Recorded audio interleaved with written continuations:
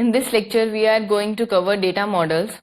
So data models means how we structure the database and how we structure the constraints and queries of the database. So we have different type of data models.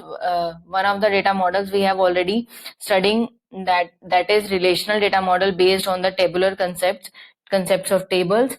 So let's start with the session.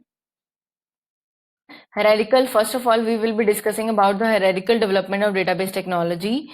So firstly, we had hierarchical and network models. Okay, those models were introduced in mid 1960s and dominating during the 70s.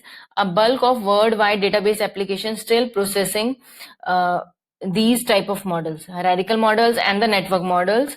Next, we have the relational model, the model that were originally introduced in 1970s and was heavily researched and experimented within the IBM and the universities. So relational DBMS products emerged in 1980s. So we are discussing about the hierarchical and network model in further slides also. Next, we have object-oriented applications or object-oriented database systems. Those were introduced in the late 1980s and early 90s to cater the need of complex data processing, means to handle the objects directly. For such type of application, we had object-oriented database, like for CAD applications and other applications, but their use has not taken off much, okay, because they were not much flexible, so they were not used frequently. Next, we have data on the web or e-commerce application. For such type of web data, we have different structure, because we are handling the data in the form of HTML pages, and all those pages are linked using the hyperlinks. So for managing the data among these pages, we have a different type of database or different type of model to structure such data. For example, for e-commerce and the web applications, we have XML, extended markup language, that manage the data according to the user requirements. We create the tables or the structure of the data according to our requirements. Suppose I require name, roll number, address, mobile number as a attribute of the table, then all these attribute will act as a tags for XML tags for such applications. So these are different models that are different, representing different ways of organizing the data. But why we structure this data? Why we need to structure this data? Just to provide the data abstraction. One fundamental characteristic of database approach is the data abstraction, that helps to hide details of data storage that are not needed by most database users and application. Means data models are providing you the interface through which you can access the data from the database without going into the further details and the complexity of the database system. Okay, so this data abstraction is used is a most required feature of any DBMS system to provide to its users and the application programmers. So database system concept, moving to the database concepts and architectures, we have different type of data models, and every data model is representing the structure of the database and the constraints of the database. So every data model will be focusing on the providing the structure of the database and the constraints. We have different categories of data models as hierarchical, network, and the relational. So these are the categories of data models. Let's take into the brief of these models. As first, we have hierarchical model, where everything is organized in the tree structure format. This is used for such application where we have hierarchy type structure. For example, for an organization, if we have the director, then departments, then further employees, so we can maintain then students. So such type of hierarchy can be maintained easily using the hierarchical models.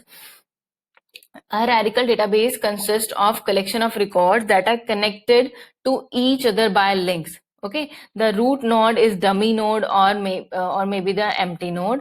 So Here we have parent category, next we have child category, and at further level, child category is linked with sub-child categories, and the sub-child category is linked with further sub-child category. So these type of hierarchy is, if the records are maintained in such hierarchy, then such type of model is known as a hierarchical model. Next, we have the advantages for the for hierarchical model. Hierarchical model are simple to construct and operate on, and correspond to number of natural hierarchically organized domains. Means for natural hierarchy, we need not to think about the different type of tables and then linking them. We can just have the hierarchical model based on the hierarchical structure of the organization or the assembly in manufacturing. For example, here we have to manufacture the car, and we have to assemble different, we can say that, components. So for a car, we have to assemble engine, body, and chassis. Further, body is need to assembled using the left door, right door, and hood, roof. Further, right door can be assembled using the handle, window, lock. So such hierarchy can be easily maintained using the hierarchical model. Some of the disadvantages are it cannot represent all the relationship of the entire world. Means we cannot represent all the hierarchies using the hierarchical models, or we can say that we cannot represent all type of data using the hierarchical model. For example, if I have to link a record from this level, as we have different levels, suppose I have a module X here, and this is one path, level 2 up to level 3, this is one path, and this is our second path, this is our third path of the hierarchical model. Suppose I have some component over here, and I need to link it with this hierarchy also. So this is not possible using the hierarchical model. We cannot have interlinking within the different path of the hierarchy. So such type of functionality, flexibility, we can say, that is not provided with the hierarchical model. Maintaining the database is very difficult task. Little scope of query optimization. Query is not at all optimized, because we have to go through different levels. If the hierarchy is if we have different if we have more than 10 or hundreds of levels, then the query optimization is very difficult. Wastage of storage space and not flexible. Inconsistency of updation and database. We can because we have to update all the records in level. Next, if we delete any of the record, further child records are forcefully deleted. For example, if I deleted any node from the level 2, and suppose I have deleted this record, then these records are forcefully deleted. So these are some of the limitations of the hierarchical model, and these are some of the examples of the hierarchical DBMS system. Next, we have network model. Network models are based on the graph structure. A network database consists of collection of records that are connected to each other by direct links. Okay, so like network, we are having records that are linked with each other. So, for example, this record is linked with this record. This record is linked with this record. This record. So we can have any type of linking in network models. As it is clear from the diagram, the retrieval and querying the database is quite easy, because we can have the direct connection of nodes or records, we can say that. But the and also, like hierarchical model, if unlike hierarchical model, the updations of records is easy, because if I have updated this record, I need not to change other records. Okay, so data independence is there, but structural independence is not there. By structural independence, we mean that the structure of network model is very complex, and we cannot change the structure directly, or if we change the structure, then we need to change the application program as well. Suppose I have changed the links for this node, then I have to change the application program also, that is using using this record. Okay, suppose application program is retrieving this record, and I've changed the linking for all the linkings for this record, then I have to change the application program accordingly. Advantages are provide very efficient and high speed retrieval, as all other records are linked with each other. So we can have high speed retrieval of the record, data independence is there, conceptually simple and easy to design, ability to handle the more relationship type. Unlike hierarchical model, we can handle more type of relationship using the network model. Next we have, it can handle one to one, many to many relationship. Like we can have one connection, we can have multiple connections with one record. Like 2 is related with 1, 4, 3 and 5. So we can have multiple links with one record. Ease of data access, flexible than the hierarchical model. In network model, an application can access on a record and all member record within a set. Means we one node can access all other linked records directly. Next we have, any changes made to the record is not affecting the any changes made to the data of the record is not affecting the application program, but any changes to the structure of the links, means if we change the link, we have to change the application program also. These are the disadvantage of the network model, complex to design than the relational model, but easier to design than the hierarchical model.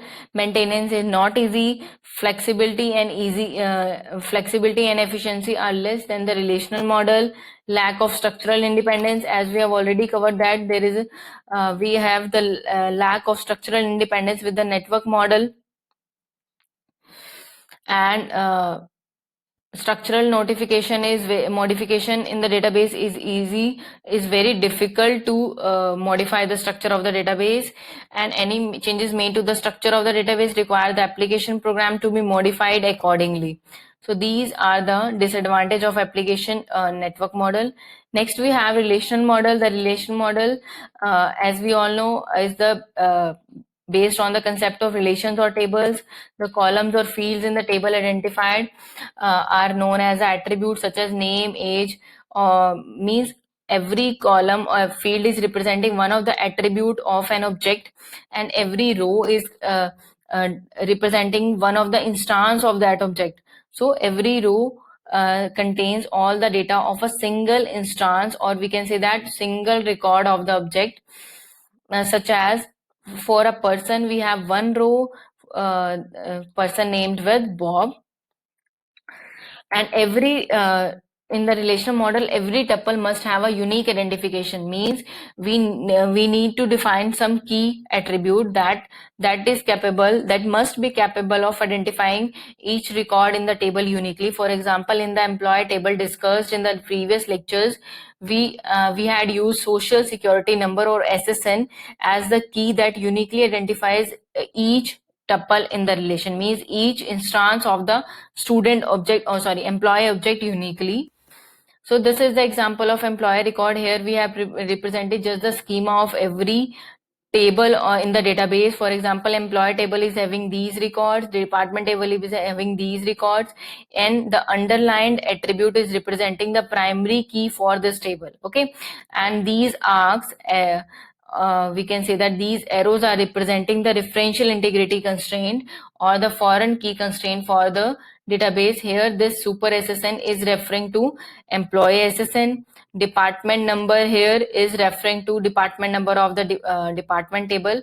So we can create any number, the relations between them using the referential integrity constraint or the foreign key constraint that we have covered in lecture number 5 and lecture number 6. The advantages of relational model, we have already covered these advantages. Relational models are easy to use and flexible than all other models, and we can have any number of tables, and we can create a relationship between the tables using the referential integrity constraints. We can also perform relational algebra operation and relational calculus operations, aggregate operations, and we can perform joins, etc. Next, we have the security. Main thing is security. Database system is capable of providing the security and consistency. The storage structural independence, data independences can be easily implemented using the relational model. Next, they are easier to design. Okay. So limitations of these models are, if the database is or any table is having huge number of records or millions or billions of records, then the performance or responding to the queries is performance is definitely degraded. So we should maintain the proper structure of the database. Is very important to maintain the structure of the database, means how we can categorize the table and how we can develop the relationship or link the tables is very responsible task and need to be handled carefully. And it also require more hardware and the storage devices and so we can say that cost and the hardware overhead is also included with the relational model, with the use of relational model. So but with if we look into the benefits of the relational model, these limitations or this cost and hardware overhead is just a thank you.